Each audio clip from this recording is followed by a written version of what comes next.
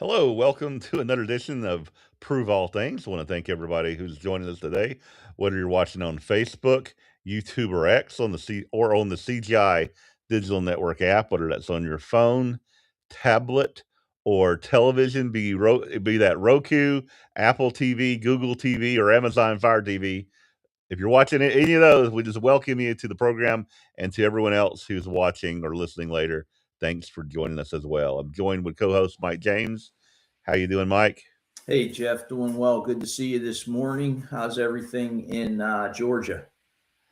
Everything is pretty good. I mean, we're looking at a potential like snow and ice this coming weekend, but with those type of things, we just really don't know in the South. It's I guess up north people they can predict it pretty well. In the South, it's always they're doing their best to let us know what might happen this weekend. We will see. Gotcha. Yeah, I guess it's a little more unusual to happen in the South in the winter. So, again, the predictions are who knows? Yeah. Absolutely. How are things going out there? Things are good. The weather's great. We're getting about 70 degrees for the highs and 50s for the lows right now. So, you can't beat the weather. All right. And church is going well. Yeah, we had a new visitor last week, so that's a great occurrence for us. And we had one the time before that, so that's texting me on a regular basis. So hopefully they'll keep coming. Yeah, hopefully. Yeah, if you're out there and you're watching, we are pastors of churches. I'm pastor of the Atlanta congregation of CGI, and you're there in, I guess, Pasadena Yeah, I congregation live in of the Los Fontana, but Angeles. the church is in Pasadena. Yeah. Yeah, Los Angeles congregation, and we welcome you to come visit us. You can definitely get more information about our church at cgi.org, where we have a list of all of our local churches out there. All right, we're going to go ahead and bring in our guest today, our third person on today's program, and is Blake Silverstein from Hey Tyler, guys, Texas. How you doing, Blake? good. How are y'all? Hey, good, Blake. Good to have you back. You Doing seem to be towering over us today. So. I'll stand back a little bit. No, I'm just joking, man. I'm looking down on you. Yeah. No, it's been better for my posture. Working with these desks that go up and you can stand up, and I'm getting old. I'm of the old man now. I was at the chiropractor yesterday, and he was popping my back in ways that I never thought could be popped, and my neck and all this. And I was like, oh my goodness, this is amazing. And you get to an age, I guess, where you sneeze wrong and ruins your whole week. So um, you I know, know that feeling very well, very well. it's Sneeze amazing. or like bend for something. It's like I need to reach something in my car, and I like it just throws everything out of whack. I used to could do this. And it's a southernism, right? I used to could.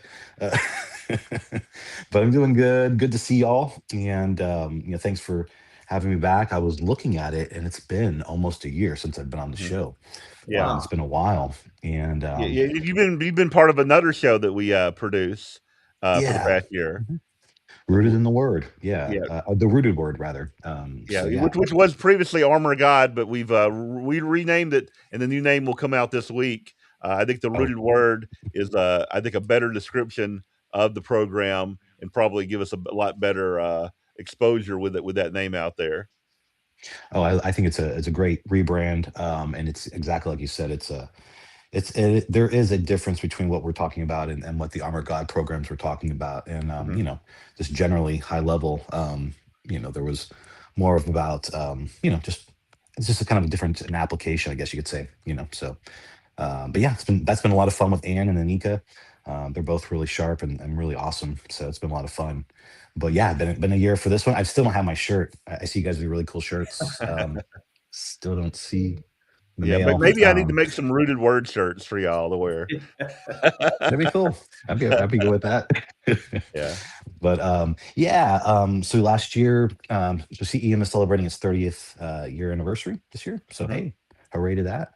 The darts were really prolific, and a lot of the things that they produced are still going strong. Just mhm, had our board meeting, and we're doing well on most all the key performance metrics that we wanted to be. and growing, albeit slowly. It's slow and steady, so that's been good. Hmm. Um, Started a franchise business since the last time we spoke as well. Just wanted to make sure that I dispersed a lot of the financial requirements for the organization and stuff like this. There was um, let's just say, you shouldn't be making a lot of money off the back of the church, in my estimation, right? I just don't think Yeah. that's a good thing. Yeah. And We Paul was a certainly tent maker. don't. We don't either. Yeah, absolutely. Servants, right? And so, but I did need to kind of augment our income. And so, anyways, things have been good. And good to be back, and looking forward to seeing you guys coming up here on what is it? It's in March, right? March 6th, 7th, and 8th. Yes, Yes. yes. We'll be traveling. What we're having is a leadership conference for the ministry and ministry Mhm. and training in the Tyler congregation. So me and Mike will be traveling there, and Blake will be Good. there since you are one of Mhm. the elders at the CGI Tyler there, and uh, hopefully we'll get as many people as we can. Have a really good large conference. And when we do that, we're just doing things, kind of looking toward the future of the Church of God International and those things. Just Smart. something to look forward to. Yeah, I mean, it creates a little community inside the Church of God, right? Community Hmm. is really also what we're talking about today in our my presentation is really the difference between a communal system, right? The collectivist society that the scriptures were written by and to. These folks were highly you know integrated with one another, right? I'm not saying it's bad or it's good, but anything we can do to kind of increase the community and the Church of God, I'm all about it. So that'll be fun. Hey, it sounds like your microphone's cutting in and out on us. Is there another Oh, is it? microphone you can switch to? Yeah. Let's see here. Maybe this might work a little better.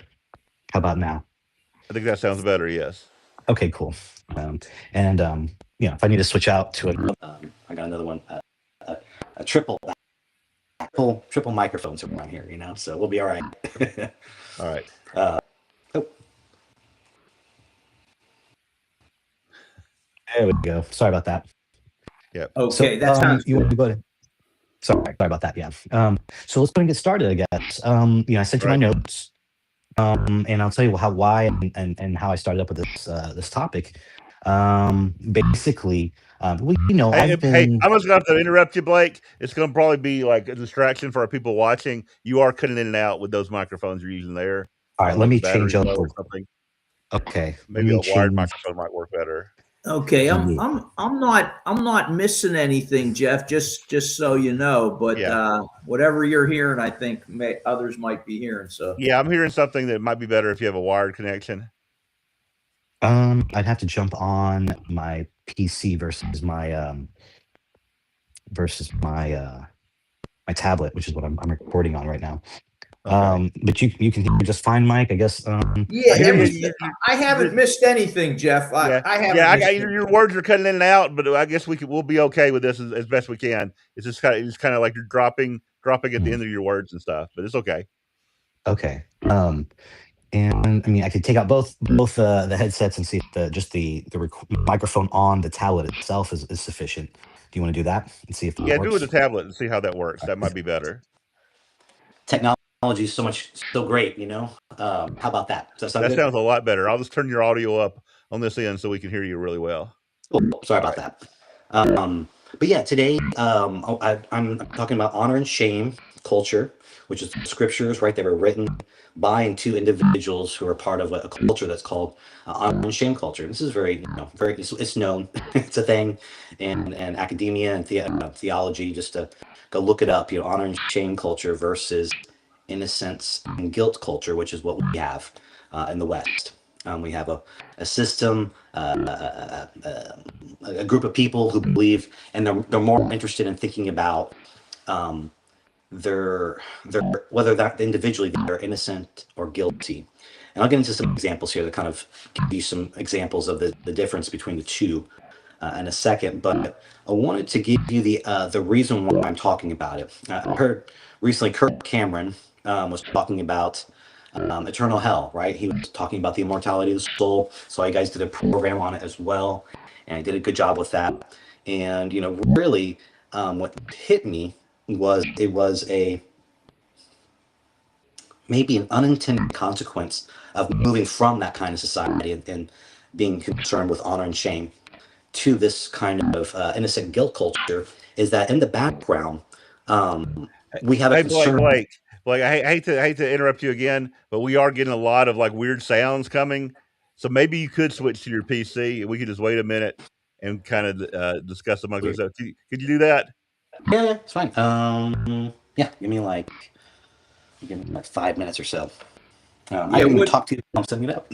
Go ahead. what me and Jeff can do Yes. as we wait for you, Blake, is I'm just going to go to some of your notes Sure. and just address in general where you're going today.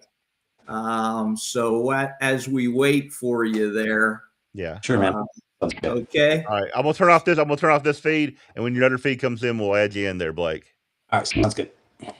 All right. Okay, Jeff. So I'm just going to take a look at Yeah. Blake's notes here, and what he's going to Well, do. he didn't mention the thing about Kirk Cameron, so maybe we can give people like a little bit more background on what Kirk Cameron had discovered. Yeah. We did do a Armor of God web chat about that specific subject, where he has changed his view. I don't know if he's changed back or not. I don't know if he's any pressure, but at one podcast that he did, he had changed his view of that.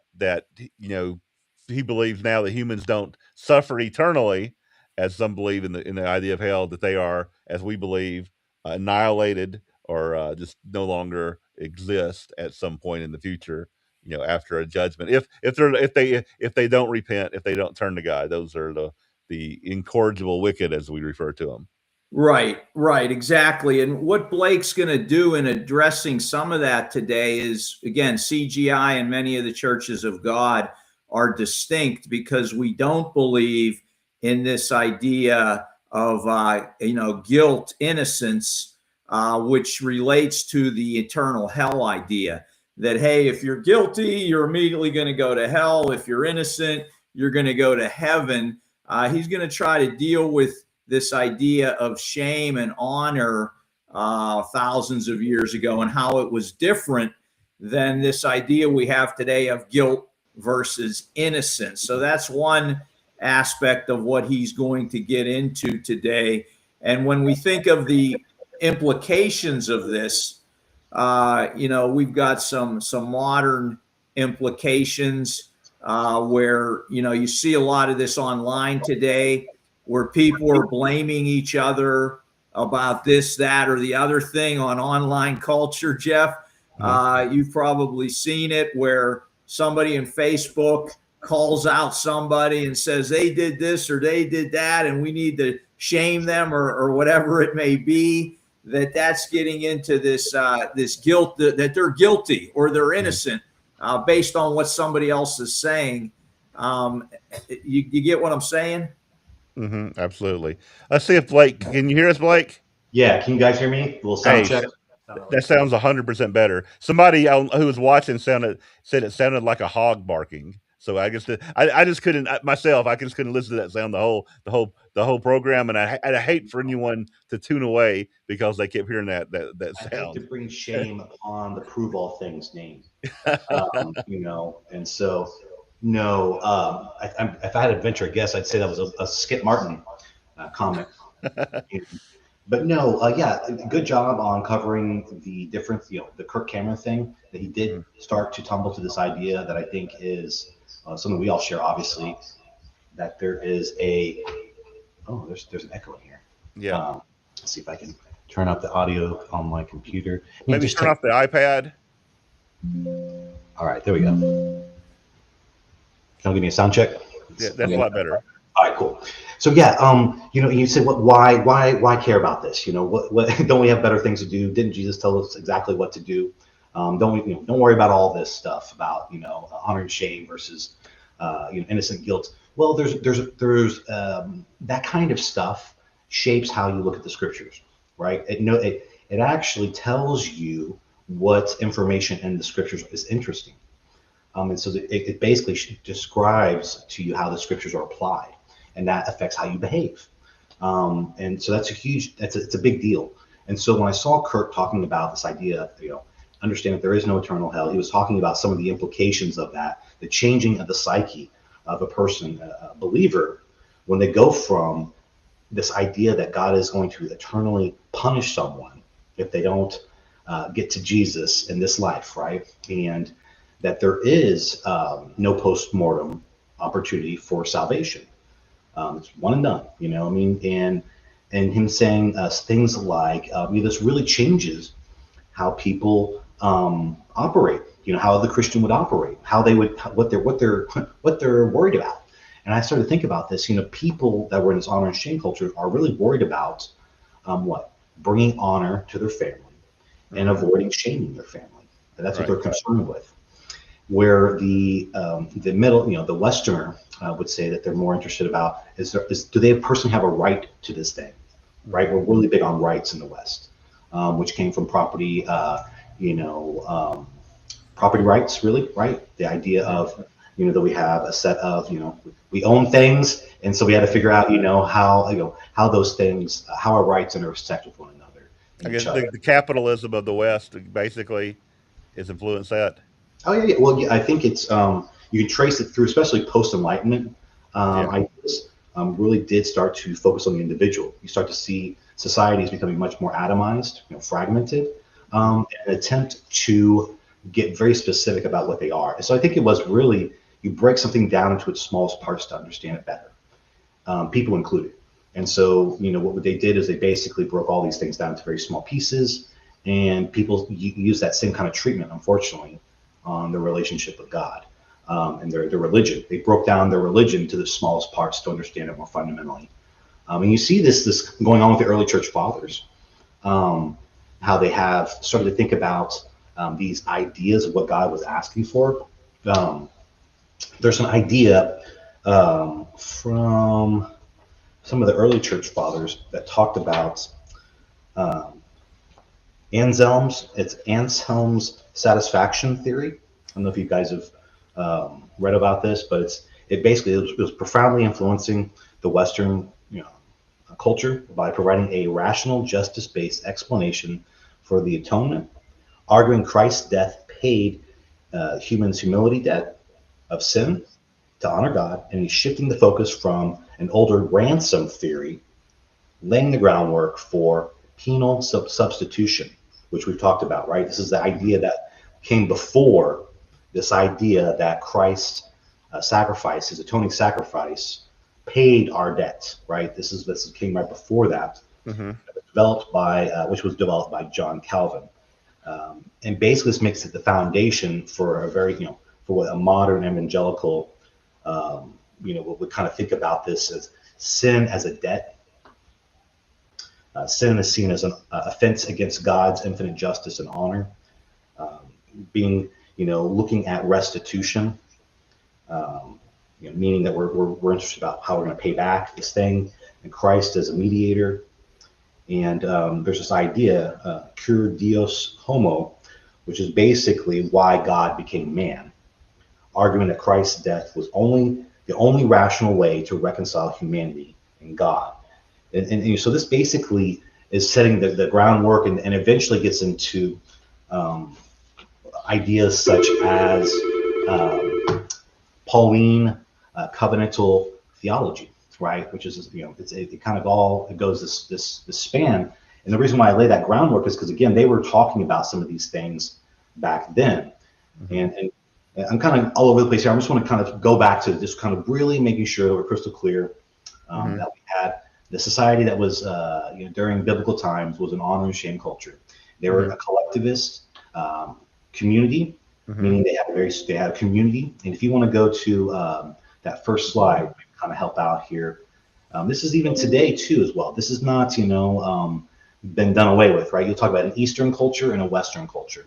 And this is a heat map that shows the different types of culture worldwide, right? I believe this is actually in late 2000s. And so you see here, we're very interested in and worried about guilt here in the States and Western countries, which you would call that, I'm sure, looking at that. Right. And then shame, shame culture. Any thoughts about this heat map here, guys? You're making me think about some of the recent incidents in the news over the last few years where Pakistanis or Indian women coming to the West have been killed by a father or relative due to the fact that they wanted to marry someone within the Western culture. And because of, I think it's the shame aspect, for whatever reason, the father or a male family member has killed these women. Does this have something to do with this difference, Blake? Yeah, let me provide a case for that. Why that would be good to kill your daughter, right? Why we're still, I don't know if there is a case for that, but go ahead. Well, no, I am going to make a case. This is what so because there is, and there's not a good case, I would say. And again, I'm not saying this is good or bad. Right. I'm not saying what we're doing in the West is bad. I'm just saying it's different. Right. I would say that shame is a powerful tool that God uses to bring a person to repentance authentically. Mm-hmm. So that is a tool that's been taken out of God's toolbox if we are going to become post-shame, like some people will say in the West. But let's go back. But are we? I think I just remember when I was younger, I think there was more shame in our country than there is now. The people were not technically true to say that we're beyond shame. There are people who are a part of a certain political ideology that really love to shame people. I realized a couple weeks ago, or about a week ago, I was like, wait, shame is still here in this culture. There's a lot of people who shame individuals. Shouldn't you know better about this person? There's still a lot of shame here. And so what I thought about is like, well, wait, it's still here in our culture. There's people who will shame us for not caring more about the environment. Let's say they shame us for not. So then I said, okay, it's not a difference between honor and shame culture and innocent and guilt culture. It's really a difference between what we fear as a culture. Yeah. Are we worried about bringing shame on God's name, like they were in the East, or their family name, right? Their family, their God, not really ever really considering themselves. You'll see this in the scriptures. If you read it through, there's not really a lot of worrying about themselves individually. It's really about the community, Israel, God's people, his church, this idea of a collectivist, society. But back to the honor and shame killing that I think that you pointed out, what you said, okay, you want to go back to that, Blake? I'm like, no, wait. Yeah. But here's the thing. You probably didn't think about this. Back then, the community was so closely knit together that let's say you said this girl wanted to go off and marry a Westerner. Let's say that she was going to, that the father said, no, absolutely not. And, if you marry this person, not only are you out of the family, but you bring such disgrace upon our family's name that we would kill you, right? And that sounds awful. But what if you're not understanding how that would influence their relationship with the community?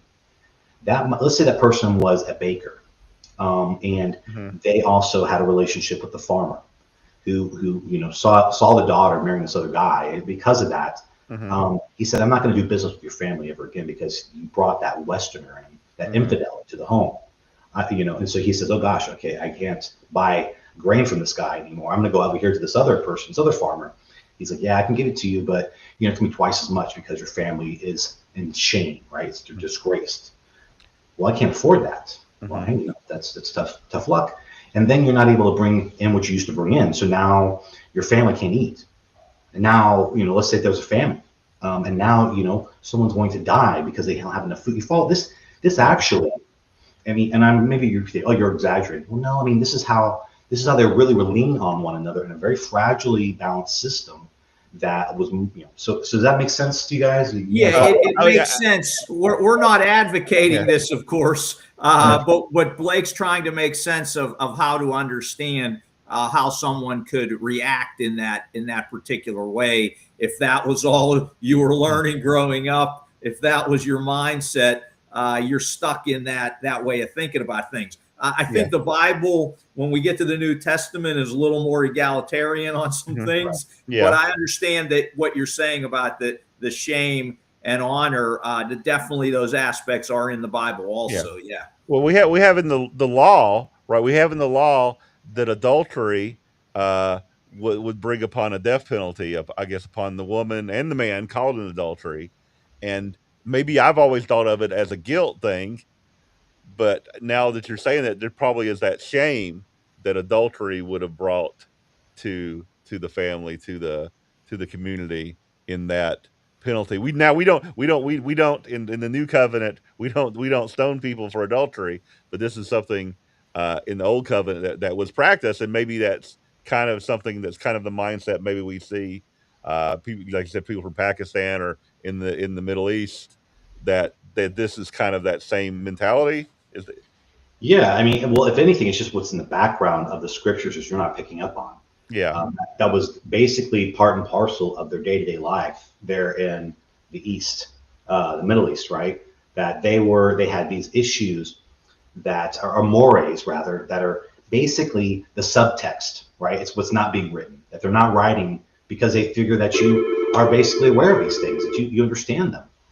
And why would they go to pains to describe some of these things that you should already know, right? Because you are a Middle Easterner. Like, why would we go off and describe why how shame could really be a terrible thing? And so when you start to look at some of these things, like Hey, somebody has a comment. I think they're maybe commenting about the adultery ring. Yes, it does, and it's still prevalent in our society. So we have adultery, we have fornication, we have a lot of things that in the Bible are shameful, right? But there's not that shame associated with it today, is there? In our society, fornication, people, they just act like it's normal. And hey, let me give you guys a real good example that's come up in my larger family.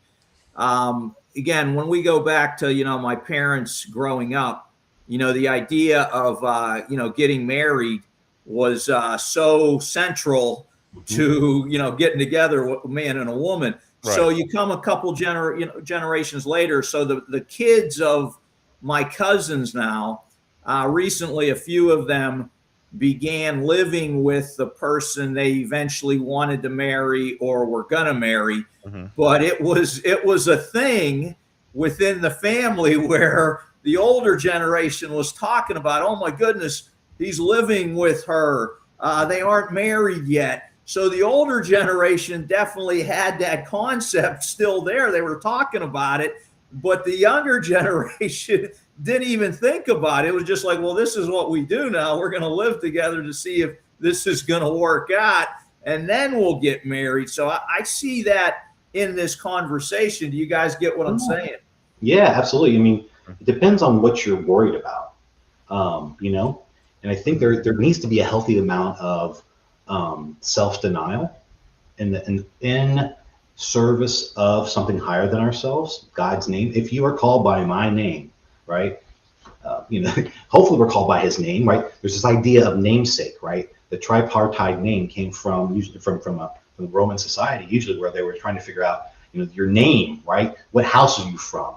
And there was a patronage society, which was basically you had someone that you basically studied under, right? And you were a part of that relationship was also keeping, that in high, shame-free, right? Mm-hmm. We used to have this thing that we would say, have you no shame? Yes. It's a good one. We should bring it back, by the way. There is sometimes the correct reaction to something that you've messed up is shame. Mm-hmm. I'm just going to say it. Today, the therapist will tell you it's everyone else's fault except for yourself.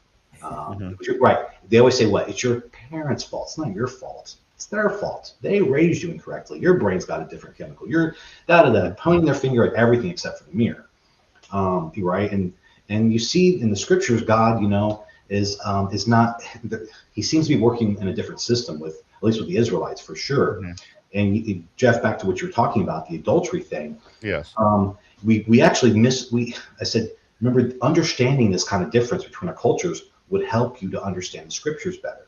What do I mean by that? Well, we think the story of David and Bathsheba is all about adultery. I mean, you'd ask, 99 out of 100, you ask people, what's the story of David and Bathsheba about here in the West? And they would tell you infidelity, right? Sexual immorality. Yes. And it's not. It's not. That's a footnote. I mean, it's a part of it. But so explain that a little, Blake. Yeah. I mean, even really starts off the whole chapter, 2 Samuel, where it says, in the springtime when kings go off to war, right? David was back at the temple, right? It's like, wait, why isn't David off at war while kings go out to do? It's like letting you know right there in the beginning, David's not where he's supposed to be. And he wasn't with his men on the line. Wasn't on his men on the line, Yeah. right? He sent his generals and sent everyone else. He's hanging back and eating grapes in my mind, and all of a sudden he notices what? Notices a woman that's bathing. It's nice to look at. Asks his, his guard, who is this? And he says, isn't this the daughter of Sheba, which is what her name means, by the way. Sheba means, we literally don't even get her name, from what I understand. You get it, and her name is in there, I think, twice or three times. So she's like a footnote. And, the idea that through this, we're kind of missing out on these details about honor and shame. Even the guard's response to David, isn't this kind of forming in the form of a question to so that he saves face, right? Oh, he's like, oh, yes, that's right. It's the daughter of Sheba, yes. That kind of, there's all those things happening that we'll see. Remember Uriah? He comes back, and he seems to be acting so honorable, doesn't he? That juxtaposition between those two individuals. He's like, no, I can't go out there with, and sleep with my wife. When the men are out there, and the ark of God is, in a tent. Are you kidding me? I can't. He was showing what David should have been doing. I think that juxtaposition that they put them side by side, right? They're two behaviors to notice them. That David's behavior comes very pronounced. That he's like considered the duplicitous actions. Now he's like men to the front line, and and he's completely. You notice it kind of starts to spiral, right? It starts to like one line turns into covering up the other, and there's all of a sudden you get this whole thing where there's all these things he's doing now to kind of cover it up, and the famous moment, which is with Nathan, he tells him, "Hey, man, you are the man." After this parable, and that was a public account, by the way. It's in front of everyone, and he has a moment that at that time, whenever he points at him and says that, he can either A, honor and publicly, humble himself, or B, David could have been like, guards, come get this guy. He was within his right as a Mediterranean king, right? He could have just had Nathan taken off and killed, and that would have been not a good look, obviously, but he could have. Could have imprisoned him. There's all kinds of things, but he didn't. He did, and he says in Psalm 51, he says, "Against you, God alone, have I sinned." Wait. What about Uriah? What about the guys that are on the front line that died because you wanted to have this other woman? You could have all these other sheep. You chose that one. It's about David trying to save faith through the whole story, as far as I'm concerned. He's constantly trying. Remember, he's trying to bribe them, and this is for the ancient reader. They would have been seeing him trying to restore honor to the house, to God's name, is what's going on here. And again, he could have had any woman he wanted, right? And again, as a Mediterranean king back then, he could have taken any woman. Not this one though. This one is it's a wife, right? Let me ask you something, Blake. Are you saying something you said there? Are you saying that David said that because he understood that as a follower of the YHWH or the YHVH, he was bringing dishonor on God's name because he was under God's name in a sense, and therefore his actions, even though they were harmful to other people, ultimately the most important relationship was with God. Therefore, he was dishonoring God through his actions. Is that what you're getting at? I think he tumbled to that. That's the same individual that took on Goliath for who is this man who's like besmirching the nation, this name, our name. Who is this? And that kind of individual holds God's name in high regard. And especially you want to notice in the scriptures where something is taking place. Is it public? Is it private? This will show you some of their motivations. But yeah, that's exactly what I'm saying. So you were saying Goliath was trying to bring dishonor to the name. And when he killed him, he was bringing honor. He was doing the noble thing at that point. So. And there's a juxtaposition with that David, with the David we now find, they're out the war. He's back, like you said, eating grapes or whatever, watching women on the from his castle or whatever, and doing things he shouldn't do. So there is that. he was acting very dishonorable in all of that. And a lot of, and again, maybe we don't see that. I don't think I saw that until you said that. I was just thinking more of the adultery You thing. read the story. There's all these other all things about he it. was It's doing. not about the sex at all. I mean, Yeah. because we're so sexualized in the West that we hone in on that detail immediately. Like, see, it's about this thing. Yeah. So I mean, think about it. Even think about the last 60 years in TV, what they've seen, what they've considered to be acceptable attire on TV commercials has changed. It's gotten less and less, right? We've become more and more sexualized as a society. And so again, not bad or good. I don't think it's good, but we are noticing those details in that story more than we are this other honor and shame charged language, is what I'm saying. And because of that, we're missing details. And we're also, I think by extension, missing some of the symbols. Like, why is it a covering? Why do we have a covering that's placed over us to cover our shame? It's to cover our, that we are restored in front of God, that we are dirty, we are, impure, we are unclean, and we do need a savior. Versus this idea of God's already paid for my sins. I'm not dirty, I'm not unclean because he's paid it all for me. You follow me? These are two different systems. Yeah, well, like I think about Adam and Eve, right? Adam and Eve before they ate. That's exactly right. The fruit in the garden, they didn't understand, and they felt shame, right? They did. Felt, Where are you? naked before God. They felt shame. Yeah, I mean that's the first. And nakedness, by the way, right now you start to think about nakedness in a different way. Yeah, nakedness on remember Noah being found naked. It was his exposed nakedness that brought shame on the family. So you start to notice different things when you understand this is at play. Is what I'm trying to tell you. Let me give you real quick here a story. I said, picture kind of a Mediterranean village, maybe first century Judea, and they're tight knit collectivist society. And I'm going to give you an example of the same thing being handled in two different societies. Okay, that way you can kind of get an idea. A young man, he's basically stealing something from his neighbor to feed a gambling habit. And this is again, it's a very tight-knit society where honor is tied to your family and also your family's name, its public reputation, like we talked about. And the theft isn't just a crime for these folks; it's actually a public shame. Okay, and it dishonors the thief's family. It would have ruptured the relationships that family had with other families in that village, and the shame really would have been something that the elders would have gathered publicly to discuss whenever they came to light. The goal wasn't primarily to prove the guilt or the innocence when they came together, like kind of in a courtroom sense, but to confront the shame. We brought dishonor on our name, on our community, and how do we restore the loyalty? The thief would have been very worried about losing what they call the lost face. You've heard this term before, right? I've lost face. Sometimes people would cover their faces because they're so shame in these societies.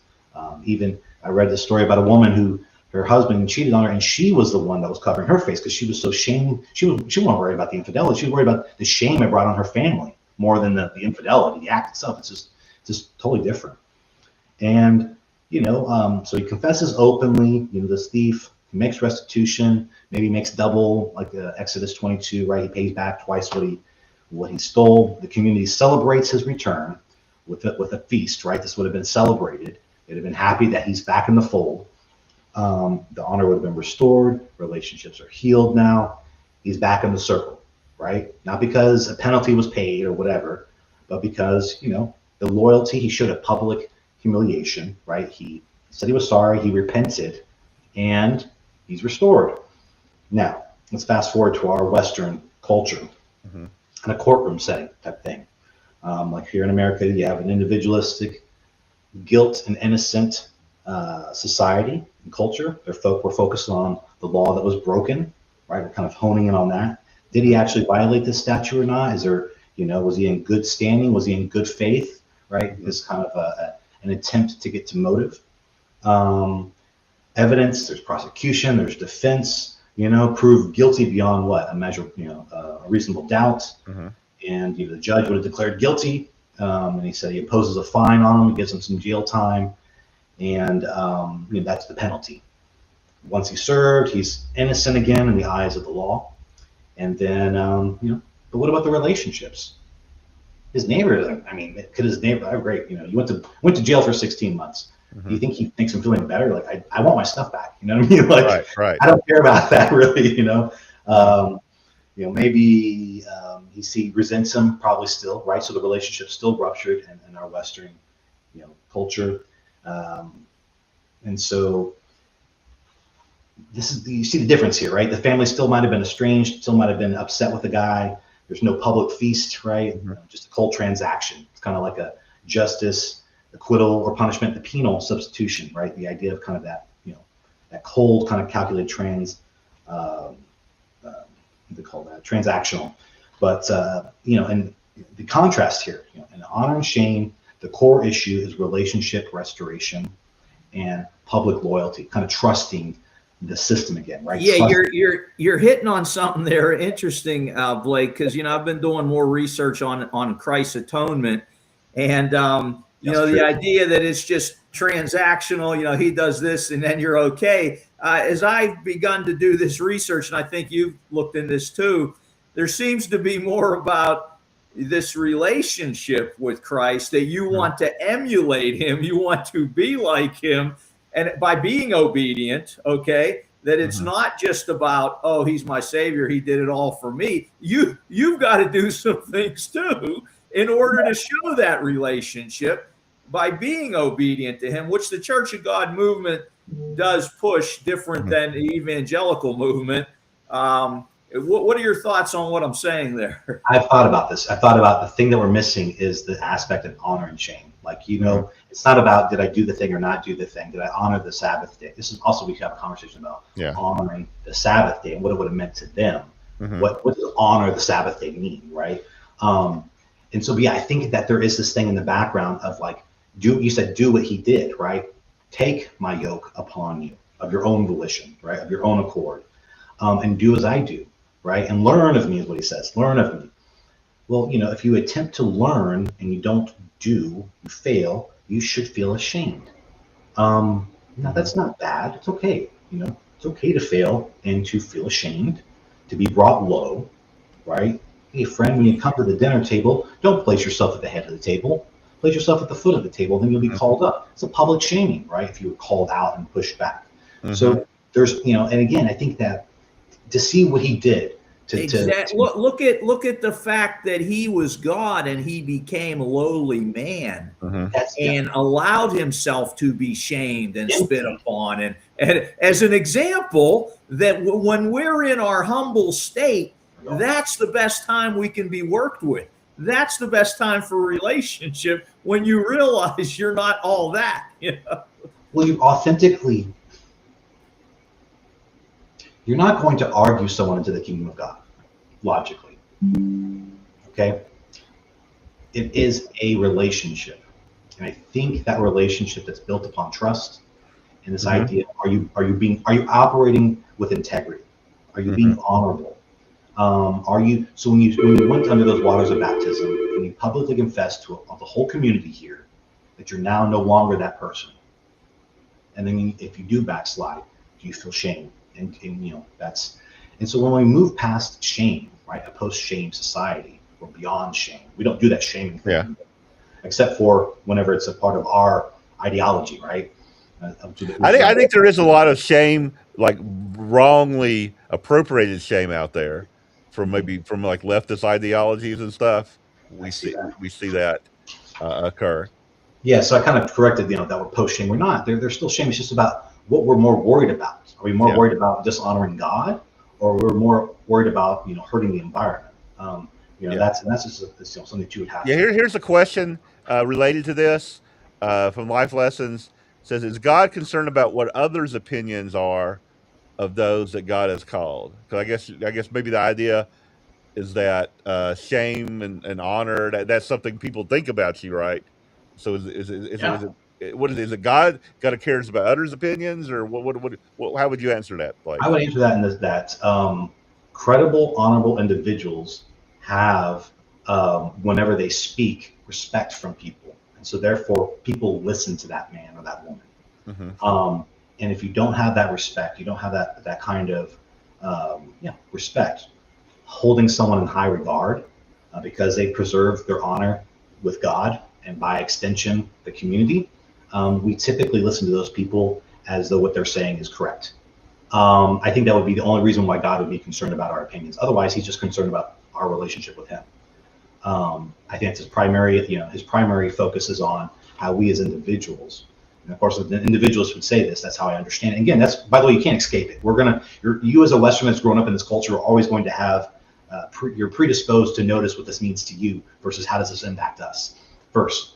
Mm-hmm. But yeah, I mean, I think that idea of God is worried about our reputation and our opinion, essentially, in the way that we can forward the gospel. We're kingdom minded, right? So we want to look at this through a lens of always, how is this adding to our ability to glorify God in the kingdom versus will this bring shame and discredit my word, right? When you give your word to something, it only has the impact based on your relationship that you've built up, your credibility. Right. Yeah, you know what? There have been some people within the Church of God movement who have done things that have been very shameful or sinful, and they kind of hurt the Church of God as a whole, right? Things that these people have done, people look at us and say, "How can you be a part of that church because of some of these things people have done?" So I think of that as a leader myself. That like, man, I don't want to do anything that could bring shame, right, to the rest of the church because of my actions. So we have to, think of it that way as well, because it really has, some things people have done that, unfortunately, to the Church of God. Yeah, no doubt, Jeff. I totally agree with you. I actually, well, I'm not going to get into what the things were, but friends or family members of mine brought it up to me that, oh, look at your leader here. Pointing to that, then there's some problem with the whole church. Right. If the leader had this issue. And again, I don't agree with that. I think everybody's responsible for what they do. Mm-hmm. But yeah, it can besmirch the whole character of an organization due to the fact that some of that is still here. It hasn't all gone away. Yeah. We're still incomplete with it, and it's still kind of, it's taking its time, but I think it's like, I'm not going to get into it, but this idea of how long until that clears your name, right? There's a whole thing about how much time it takes, and it takes a long time. What is it? Something ridiculous like, you can destroy your reputation in a matter of moments, but it takes a lifetime to build that thing. And to really understand that is your access point to making disciples of the nation. God is calling people, yes, that is his prerogative. That's how he's going to do it. He's cast this thing out. But our marching orders are to make disciples of those nations. So he's told, at least Jesus told the disciples right then and there. He said, look, you go out and make disciples of all this nation. You make students of all these people. What do you mean students? Well, individuals that believe what you're saying when you come to them. Well, how are they going to believe what you're saying unless you have a good reputation? Why are you going to get a good reputation unless you try to defend your name, his name? Your actions should be aligned. Mm-hmm. They should also embody the character and the spirit of those things, right? Moving past letter to spirit, embodying the spirit, the essence of the agreement versus what was technically my rights, what can I technically get away with? It's kind of what we say in the West, what am I, absolutely on the hook for versus what is the right and honorable thing to do here? Well, no, I don't care about the honorable and right thing to do. I just want to get the bare minimum of what's been required of me according to the law. It's like, well, that's a great attitude. No. People in the West look for loopholes in the laws, don't they? Yeah, my people too. Yes, Silverstein. Jewish. That we look at those contracts and we're like, right here. But we're tithing the mint leaves and all that. Just like getting really, granular, right? And we're talking about this whole granular and atomizing. I think there seems to be this kind of. It's a very Hellenistic idea, by the way, that we started ending up with some of these things in the West. We can go through a whole deep dive on all that, how kind of our culture has become compelled with certain things because of where we've come from. But I got a couple things before we conclude. I can't believe we already. The reason why I'm talking about this is a couple things. One is Charles Gross says that very frequently, if you don't understand what it meant to them back then, you're going to have a hard time understanding what it means to us now in the scriptures. And he says, go to some pains to understand their culture, understand the things that would have been very common for them that they were dealing with. And so then if you understand their psyche and kind of what they're afraid of and what they're hoping for, fear and hope, those are two strong motivators. You'll understand some of their motivations and some of the challenges they have and how they would have read these scriptures, and then how that would have interfaced with their application, and then you can constrain for the variables, right, and transpose it onto our lives now as much as one can. And that's as good as it gets, man. I mean, that's about as good as it's going to get, as far as what it means and how you can apply those laws. And so handle the words of the Bible carefully is what he would say. He said, look, don't inadvertently say something that's incorrect in the Bible and lay this at someone's feet and say, hey, look, you now have to be worried about tassels. You have to wear tassels, right? If you don't wear tassels, you're not getting in. And now these people are feeling ashamed about not wearing tassels when it's not, when it's not there. Just to bring an example. I'm not saying it's for or against. It's just something that came to mind. If you don't, so he says, look, don't shame people inadvertently or have them shame themselves, because it's a powerful tool. God uses that tool. So he says, look, this is the reason why when you get up and you speak, it's very important to handle that word of God, correctly, let's say. So that's the motivation behind this, to not inadvertently. And so you do a little more time, a little bit more reading to make sure that you do get people's sound exegesis, exposition of what's going on in the scriptures.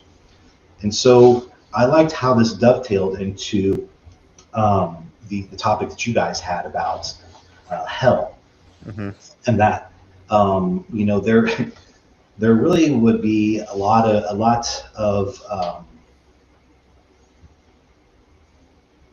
more emphasis back then on not worrying about, because look, the faith chapter, right? Hebrews 11 talks about all these guys that were operating what I consider to be honorable in the face of not receiving their promise, let's say. There's these ideas that you're trying to look to the kingdom that's not here yet, and it's steadying your hand now to the way that you should behave. And I think we're less transactional if we do that. We're going to be authentic. We're going to embody the spirit of something, which is what I think God's trying to get us to do, is have a heart for him. To not be so, what am I technically required to do for salvation? Is this a salvational commandment? You hear this from time to time, and I'm like, man, it's like a terrible question. Go and do ye good. Well, how much, God? How much good do I have to do? No. Just go do ye good. Just go and get busy. Don't worry about it. It's going to come out in the mix, right? It's going to come out in the wash. It's a part of the process, you'd say, right, Mike? And so I think that kind of operating from more of that standard of worrying about dishonoring God's name in public for people is a push in a good direction for any church member. So I'm seeing a lot of stuff. So I've been thinking about this topic for a while. I think it has a lot of its tendrils in a lot of different areas of a Christian's life. And again, it helps us understand the scriptures better, kind of as a cautionary tale. The prodigal son story it's another example of restoring honor to the family's name. In the very beginning, he says, look, you might as well be dead to me. Give my inheritance, right? Kind of miss all of that. Right. And we think about it as personal restitution with God, or being reconciled to God. It's like there's also a lot of language about restoring the family's honor. Yeah, you're right. I mean, the other brother was making it more about sin and innocence, it seems, where the father, it was like, hey, everything's getting restored now. We should be so happy about that. But the other brother was, he did this. He did it. On this date, this time, he did that, and actually, this kind of individual who's, always, keeping tabs. Exactly. And I have a question here. Coming in from what someone's watching. Says, at what point does living in shame become living a life of sin? Living a life of sin. So I think those are out of order. So I think that when you are living a life of sin, you should feel shame, right? I don't think living in shame is becomes so. The question probably something like, when does shame go too far? Because Right. there is such a thing as public shaming without any kind of recourse, or kind of unabashedly publicly shaming someone over and over again for maybe, let's say, not real things is not good, right? That is also very damaging, and that's why I was like, look, this can go too far.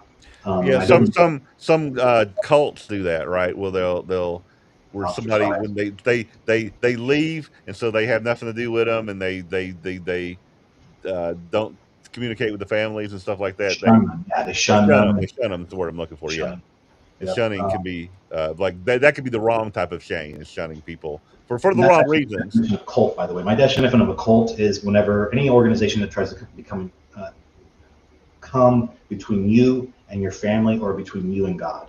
An organization that tells you who you can and cannot call a family member, I consider to be mind control in a cult, or telling you how you, in your relationship with God, what that is. Because it's hard to say what organization is not a cult. All the best organizations these days are cults, anyways. No, I'm kidding.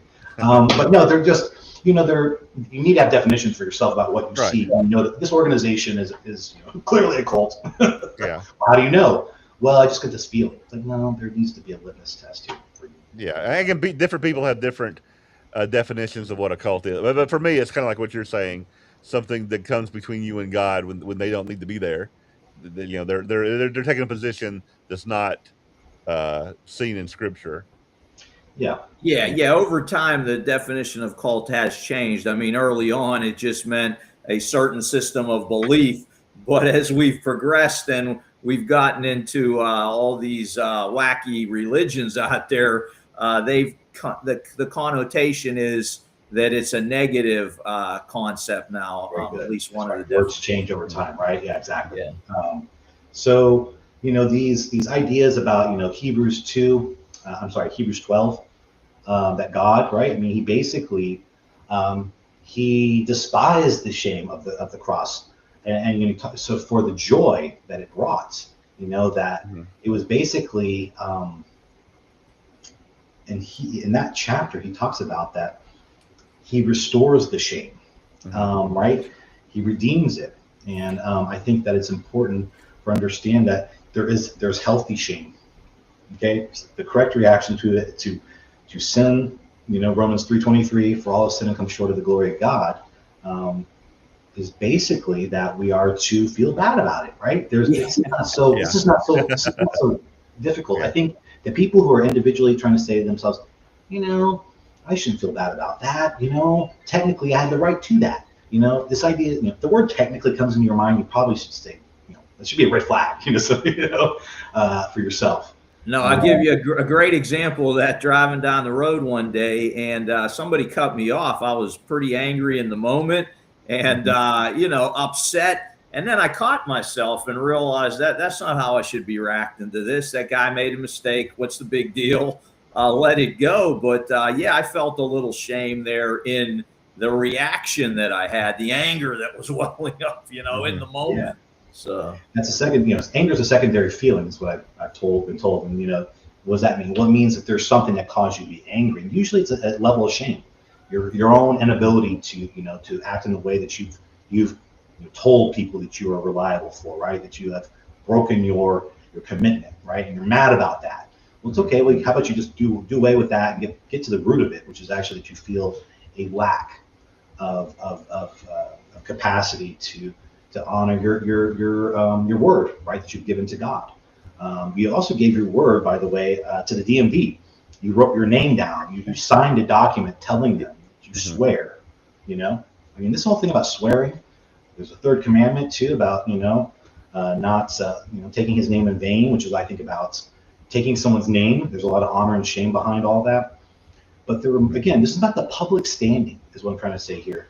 The ancient Christian would have been very interested in how this affected the public, or the community at large. They were part of the household of God. There were one stone, right, that was built with these other stones, or according to Peter, the house of God. They're individual, yes, but we are together as one. And if one stone fails, right, they're all relying on the other one. So how is this going to affect the group. We could do that a little bit better, right? And you're also, whenever you see this kind of preservation of community, think about what's been happening over the last 10 or 15 years. We've become even more and more atomized and separated from one another. COVID ratcheted up that like wildfire. And a lot of people did not do so well with that whole COVID and separation, isolation, right? It took them for a ride, you know, and that was just throwing gasoline on an already raging fire, I think, of how Satan has divided and conquered us, essentially. He's got us, you know, people hanging out in their basements, you know, not interacting with the community at all, isolating, maybe on online stuff. It's not really a good, that's not good for someone. You need to be around human interaction. You need to be around other individuals. And the scriptures are kind of written with all this in as a given, that you're going to be a part of a community. You're going to be a part of a tribal community, so to speak. Yeah, there's a lot of scriptures on unity. You know, it's important to God. Yeah. Right. And we aren't doing a good job of it. Yeah, I mean, No more shame. Yeah. right. God is a family. God is a family. Our church is a family, and family is the closest community you can get, I think. And again, we should It's a microcosm. Yeah, consider it that way. And so again, we're at the end of the program. So I know we only got the 1 year slides, but maybe we'll have to save those for another time. Is there anything else you want to add? Yeah, I realized that I just want to kind of make sure to hit some of the major points about why this is interesting as an individual, why it's important to a CFG person, in the CGI, because you do have an advantage being in the CGI about how this whole conversation is happening. Is we know about the ideas of you know, that there is a white throne judgment coming up. Judgment, right? There's an idea there that we're being judged. We are being judged. We should be operating in such a way that we feel is honorable, and to be quick to admit when you're wrong, especially in public. Show these people, show the young men what it looks like to be dishonored, to be humbled like David, and not go off and die. Not be dramatic and say, "Oh my gosh, I can't do this ever again. I got to, you know." There's a sensibility to this thing. There's a way to integrate your shame. Let's say, right, that you feel bad, you feel dejected, you feel downtrodden, you feel like you can do better next time. You need to have some resolve to come back at this thing next time, you know, better than ever. Versus, you know, you see a lot of people whenever they have that kind of shame, they just get really taken out. They go away. They get shut down. They basically become unusable, right? No, God wants you to have a healthy level of tension that He's building in you with that to get you to move, to turn, to make an about face, that kind of, you know, to repent and to not get dramatic about it, just to be correct, you know, to correct the thing. He's going to forget it if you forget it, and move on, and get back to it. And that's where that grace comes in. You know, that idea of grace is whenever we do fall down, because we're going to. Not about a penal substitution, not about, you know, that you are in need of a Savior. And it's not about whether or not He paid it all for you per se. You know what there is to do. Go get busy, you know what I mean? And be worried about when you're not doing it the way that you think you understood it. Quit worrying about everyone else and the way that they understand these things. And have some what the Jews would call some chutzpah, you know, some gall, and stand out. I've seen, you know, a lot of young men who are blaming the day away. They're blaming everyone else, and they're waiting for someone to come whenever they finally get out on their own to fix everything for them, because they're not competent. They're incompetent. Maybe you should feel ashamed. Maybe you're not all you should be. There is a healthy degree of shaming someone to where they do, you know, these young guys especially, and they're okay with ghosting their family when they get married at this point, right? They're okay with all these things that are very shameful behaviors. And so I think this really, as a society, is a good thing for us to consider, especially as Christians. And if you're in the CGI, I think you have an ability to share about this, that we're not worried about innocence and guilt as much as we are honor and shame, based on our understanding of what God's doing. And this is all pictured in his days of, you know, the holy days as well. There's a lot to this, but again, I would say don't publicly shame someone. Nathan did it. He probably is very tactful. You may see how he kind of set the stage for David to kind of, you know, he set the trap and David went right into it. If you're going to shame someone, I would suggest to do it in private. Right, we talked about this in Matthew 18. Kind of take them aside individually, saying that, by the way, your grievance should have baked into it a concern about how this influences the community, not you as an individual. You did this thing to me, whang, whang. How about you did this thing that doesn't work for the group, and it doesn't help us to be more unified, and it's actually dishonoring God's name. They're going to know us by the love we have for one another, and this doesn't look very loving. You follow me? You hold this kind of concern with honor and dignity, and I think that that's important. So just be holy as I am holy. Yeah, set aside. And I think there's a level of taking it seriously, and taking it seriously that men need to see right now, especially young men. They need to see that their male counterparts, or their elders, the people they look up to, have a sense of urgency. They have a sense of dignity. They have a sense of that they stand for something, and that I think it's a very important thing right now. I think young men are especially dying for something like this, that's deep in them. They feel it, that they need this sense of a calling that's bigger than themselves, and to honor that. This idea of battlefield honor and all that. These guys, but they don't have any battlefields right now. They have keyboards, and so they're like starving for adventure. And the Christian faith is an adventure if you're doing it right. And he says, look, if you're doing it right, there's going to be a lot of challenges.